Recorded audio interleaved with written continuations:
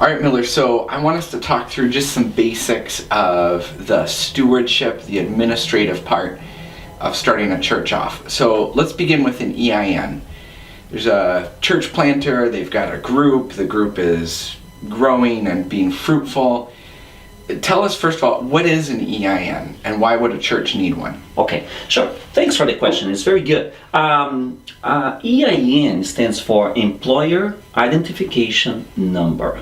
And this number is critical, right? Because it's the way the IRS can identify this group as being a church or a nonprofit, right? So this is the primary reason we have to have EIN number.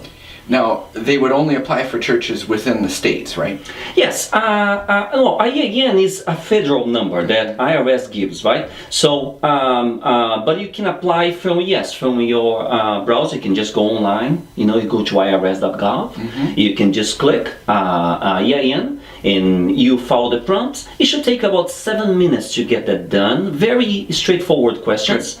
Good. And a person would have their name, the church location. The church name is very important, right? And it's important to also tie the name with the Free Methodist Church, so that will give them the benefit of having a tax exemption attached to it. So I want to actually drill into that a little bit more, but first, what does having an EIN help you to do or allow your church to do?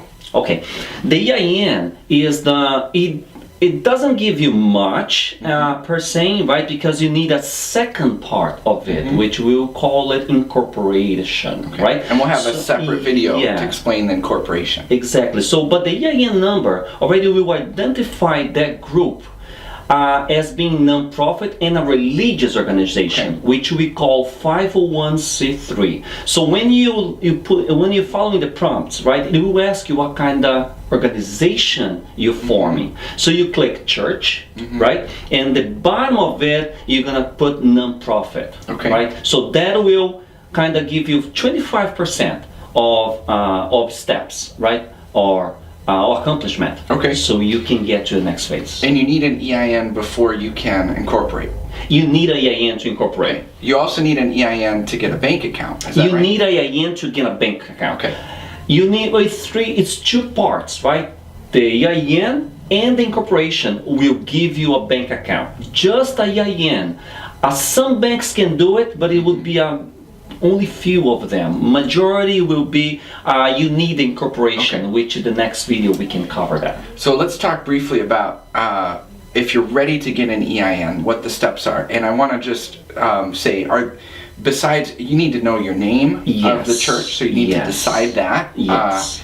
And do you need to have any other paperwork filed? Do you need to have members officially, or no? What are the steps? Wonderful. And this is the beauty of it, right? You need usually when a church is being formed, you have like 2 or 3 people in there, right? So or maybe sometimes only the planter, right?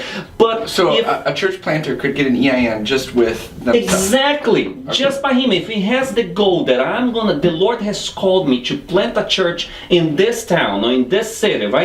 You can just go ahead, of course, after getting connected with you, right, and having the approval to just go ahead and get the church planted in the area. So you can go ahead and start assembling your name, which is very important, right? Be careful with names. Names is your identity, right? So once you have the EIN number, it's difficult to just close that account, right?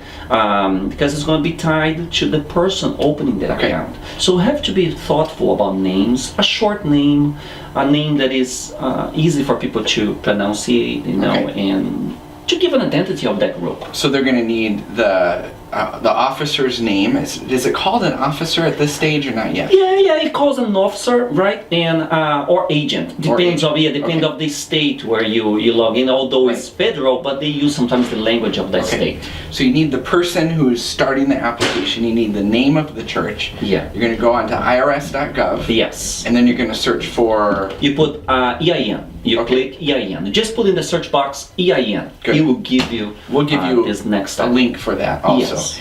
Is there a fee associated with it? There's no fee. Free. Okay, good. Free. It's a free Methodist system. Free Methodist system, right? It is a 7 minutes process and free. Okay. You know, one thing that they will ask the direction, right? So The address. The address, yes. Yeah. So we suggest for the time being, you know, later on you can change, but for the time being, to just put the pastor's address in there. It's easy for correspondence to flow and to be Good. received without loss of Okay. any documentation. So it's free. You're going to start by going to irs.gov. You need to have the pastor or agent's address and name, and you want to also choose the church name. Now, you mentioned connecting it or associating it with the Free Methodist Church. Do they Yes. need to put, let's say, I don't know, we're going to say Baltimore Church Plant Free Methodist Church in the name, or how do they associate it? Sure.